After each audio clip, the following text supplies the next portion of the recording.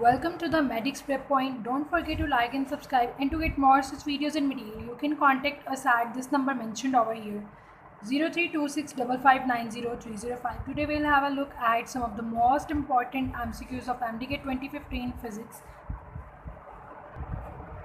and we'll discuss here some very simple and easy tricks by using which you can solve your MCQs very simply and easy correctly in a minimum time. Alright, so very firstly have a look at the first MCQs written over here. वो कहते हैं हमें in the X ray tube electrons after being accelerated, क्या है हमारे पास एक X ray tube है, electrons को क्या कर दिया है accelerate through the velocity V velocity से वो एक्सेलरेट हुए हैं, स्ट्राइक द टारगेट को उन्होंने स्ट्राइक भी कर लिया है, then the wavelength of emitted X ray is, अब जो एक्स रेज एमिट हुई हैं तो उनकी जो होगी लाइक वेवलेंथ वो क्या होगी, ठीक हो गया। तो यहाँ पे हमारे पास चार ऑप्शन से गिवन, पहले हम इनको देख लेते हैं। पहला है नॉट ग्रेटर देन hc/ev, ठीक हो गया।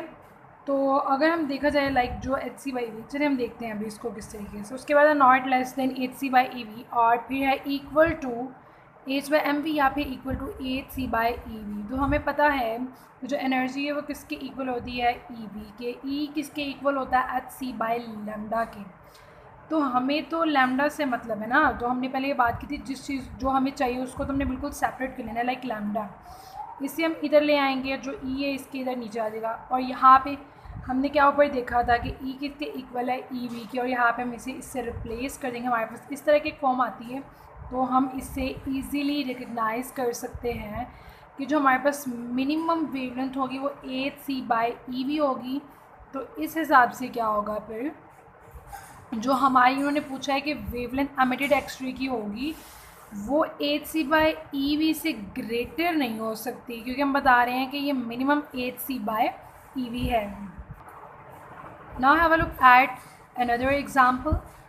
उन्होंने हमें एक दे दिया है जी, रिएक्शन है, ठीक है, और हमें वो पूछते हैं कि जो इलेक्ट्रॉन है इसमें एमिट हुआ है वो कहाँ से एमिट हुआ है, ठीक हो गया। हम इसको थोड़ा सा गौर से देखते हैं और पहले हम ये रिकग्नाइज़ करते हैं कि what kind of this reaction is, सही हो गया। तो हम यहाँ पे देखते हैं कि जो इसका एटॉमिक मास है that remains the same but the atomic number decreases bye 1। तो हमें ये पता है कि बीटा जो डिके होता है उसमें इस तरह होता है कि atomic number gets decreased by 1। तो हमें मतलब ये तो पता लग गया कि यहाँ पे बीटा डिके हुआ है। अब हमें ये बताना है कि इसमें जो इलेक्ट्रॉन लाइक रिलीज़ हुआ है, ठीक है, एमिट हुआ है, वो कहाँ से हुआ है, फर्स्ट ऑर्बिट से हुआ है, सेकंड से हुआ है, न्यूक्लियस से हुआ है, या फिर बैलेंस शेल से हुआ है।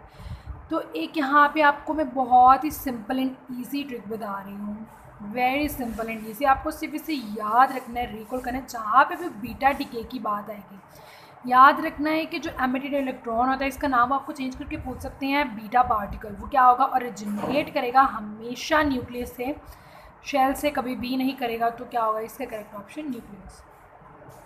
फिर वो हमसे पूछते हैं हमारे नेक्स्ट एग्जाम्पल में लाइक जो यूनिट है टेम्परेचर का, किसमें, बेस यूनिट्स में। ये तो हमने याद किया हुआ है लाइक कि यूनिट ऑफ टेम्परेचर।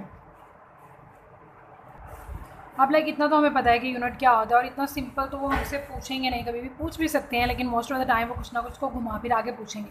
उन्होंने हमसे पूछ लिया है कि टेम्परेचर का बेस यूनिट क्या है। टेम्परेचर के तो बहुत सारे उन्होंने यूनिट्स दिए हैं। अब हमें कैसे पता चलेगा कि इसमें से कौन सा बेस यूनिट है, क्या है, तो हमें पता होना चाहिए ना।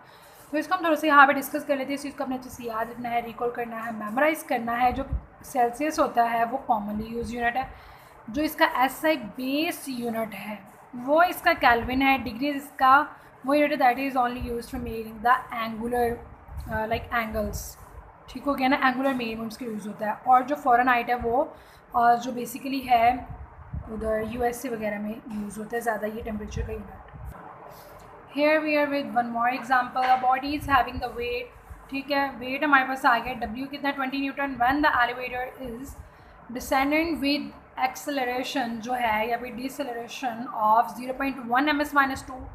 ए हमारे पास 0.1 ms-2 आ चुका है और डब्ल्यू हमारे पास 20 न्यूटन है, ठीक हो गया। ये डाटा हमने अलहदा एक दफ़ा कर लेना है जिससे हमने पहले बात की थी।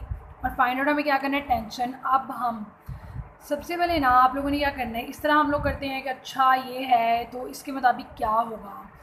तो सबसे पहले तो जो चीज़ उन्होंने हमें कहा है ना, आप फाइंड आउट करें। सबसे पहले आपने उसका फार्मूला लिख लेना है। जिस तरह उन्होंने कहा है टेंशन फाइंड आउट करें, तो फिर हम सबसे पहले टेंशन का फार्मूला लिखेंगे जो किस कंडीशन में है कि जो डेक्स है एक्सेलरेशन वो डिक्रीज़ हो रही है ना, उसके लिए फार्मूला होता है हमारे पास टेंशन का एम जी माइनस ए। उसके बाद हमारे पास जी की वैल्यू हमें पता है, ए की वैल्यू भी उन्होंने हमें दी हुई है, एम की वैल्यू में नहीं पता लेकिन उन्होंने हमें डब्ल्यू दिया हुआ है। इस तरह हमने सिंपल से कॉम्प्लेक्स की तरफ प्रोसीड करना। ऐसा नहीं कि हमने पहले से उनको इंटरमिंगल करना स्टार्ट कर देना, खुद को कंफ्यूज कर लेना, अच्छा ये डाटा है पूछा तो ये है ये नहीं है और वो है। सिंपली डब्ल्यू का फार्मूला क्या होगा, लाइक वेट उन्होंने हमें दिया हुआ ना, अगर हम करेंगे W is equal to M G और एम को हम सेपरेट कर लेते हैं तो हमारे पास क्या आ जाएगा यहाँ पे डब्ल्यू बाई जी। तो सिंपली यहाँ पे एम की वैल्यू आ जाएगी, एम की वैल्यू आ गई, जी की वैल्यू आ गई, ए की वैल्यू की सिंपली हम पुट करेंगे और इसको हम इस तरीके से सॉल्व कर सकते हैं। That was all about today. I hope that you people find it very helpful. Thank you so much.